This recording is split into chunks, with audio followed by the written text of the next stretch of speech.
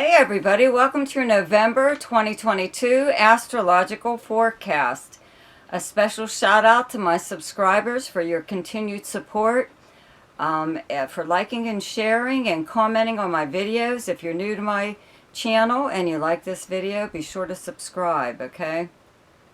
Check out the links below in the description box. There's one to my website if you would like more information on chart services that I offer. And there is another link to something called Ask Me a Question, which is for those of you who only need to know maybe one or two things about your chart. And there's also a link to my email address where you can just email me and ask me whatever it is you want to know. It's a lot easier that way, okay? So let's get to your forecast. Hi Gemini, welcome to your November 2022 Astrological Forecast.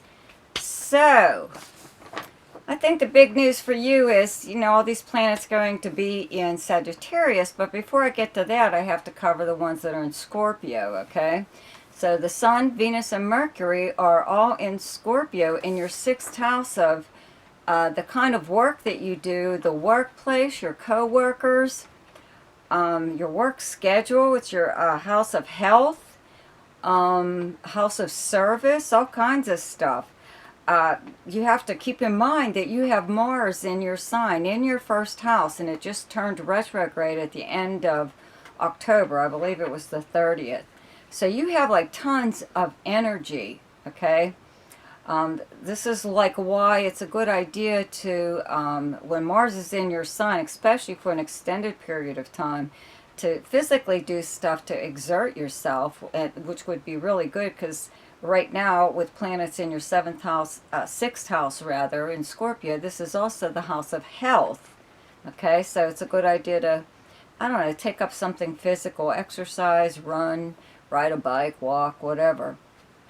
But also, Mars is the ego planet. It's the me planet. So it's a good idea to focus on something that's important to you. It's not, doesn't do very well, doesn't play well with others. Okay, let's put it that way. Because you're focused on your own goals, and it's hard to put all your energy and stuff into, I don't know, making someone else rich.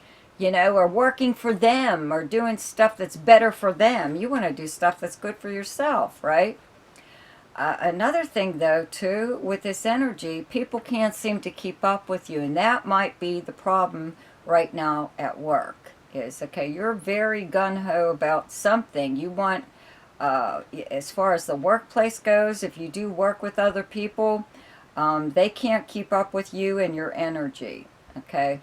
Or maybe you want to do things a certain way and they want to do things another way. Or even your company feels this way about something that you're doing or whatever, But you have to remember when you have Mars in your 1st house, it does make you a little bit more bold, more confident. So that's good. But now that it's turning retrograde, you may be like reviewing. That's usually what I think retrograde planets are good for, is to review, like, let's say how far you've come in your progress with whatever it is you were trying to do. Because like I said, I do try to tell people, try to stick to something that's important to you and really work on that, because when you work with other people, you have to work with other people, more or less. So if you're centering a lot more attention on yourself, then it won't feel so bad when you have to give other people your time in order for them to pay you to have money to live on, right? Okay. So anyway, there is a full moon lunar eclipse on the 8th in the sign of Taurus in your 12th house where you have Taurus, okay? It's directly across from your 6th house of Scorpio. And the 12th house is the house of secrets, hidden actions taken by you or someone else behind the scenes.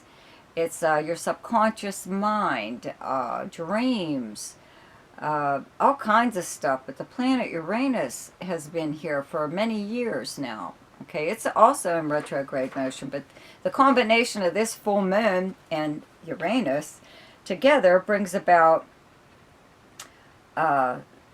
it's sudden, let's say, secret being exposed. It could be yours or someone you work with.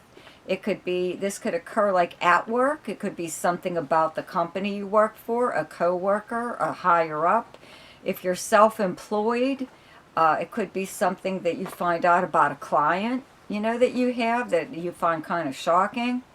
Even if you're retired, there is still possibly some kind of secret coming out at this time that totally unexpected, or the way in which it comes out is could be what's unexpected about it. Not so much the secret, but the way it occurs. Okay, so you might want to keep that in mind. But again, a full moon is there to bring an issue to the surface to be dealt with. So maybe that's why they're good. But okay, but a lunar eclipse of any kind, makes the effects last a little longer. So you could even do something behind the scenes or in secret that the ramifications last for a very long period of time. Whether it's good or bad, who knows? But be careful of what you do, because it could have a very lasting effect. Anyways, so your opposite sign is Sagittarius. Okay, I have a cat bothering me over here. Anyways, so the sun moves into Sagittarius on the 22nd. Venus moves here on the 16th. The 17th, Mercury moves here, and there's a new moon in Sagittarius on the 23rd. And where you have Sagittarius in your chart is your 7th house of close relationships and partnerships. It's directly across from your 1st house of Gemini, okay, where you have Mars right now. So they're like it's an opposition. It's a tug of war between planets and energies, okay? So like I said, you're very, energetic right now, as you should be. Who would, anyone would like to have a lot of energy to pursue their goals, because that's what this is. So if in your close relationships, a business partnership, a romantic partnership, or even a close friend, if there is something that isn't going the way you want it to, now is the time to change that, okay? Especially around that new moon brings a new beginning in a relationship. So that's what this is for. Having Venus here makes things a little bit easier. You may, because there will eventually be a Mars-Venus opposition, Venus opposed Mars, whatever. Opposition going on here means that you maybe want more attention from a romantic partner, or you would like to spend more time, or whatever, have more input into a business relationship. Or as far as a friend goes, it's spend more time with them, something or other. But, your relationships are very important at this time, okay, from now into December, when all these planets move into Sagittarius. So just keep that in mind, okay? So Jupiter has moved back into Pisces up until like December. And where you have Pisces in your chart is your 10th house of your career. Okay, so it's in retrograde motion. Along with Neptune still there in your 10th house. But the thing is a position that you may inquired about or even applied for in the past could come around again. It could be open, or they could even contact you.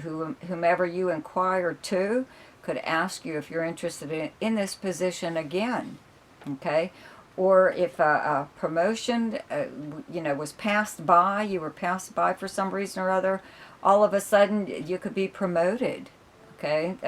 So all kinds of really nice possibilities there, career-wise, okay? A promotion or a completely new position, or something or other, okay?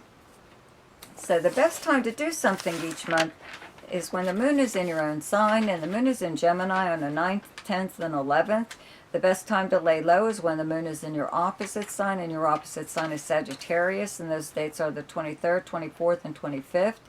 The best time for romance, recreation, creativity, fun, any kind of speculation or gambling, and anything to do with children is the 4th, 5th, 6th, 19th, 20th, and 21st. The best time for money is the 12th, 13th, 14th, 25th, 26th, and 27th.